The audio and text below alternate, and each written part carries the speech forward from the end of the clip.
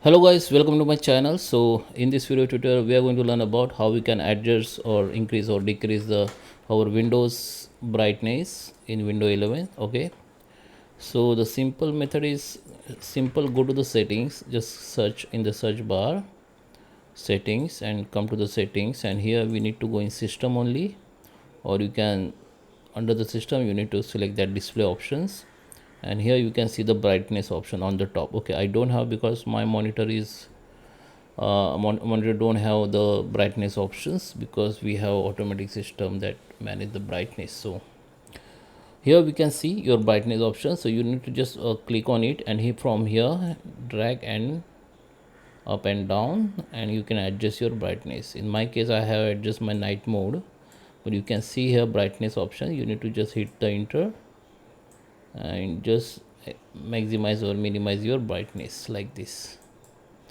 Okay, so I hope you like this video. Please subscribe me. Thank you for watching.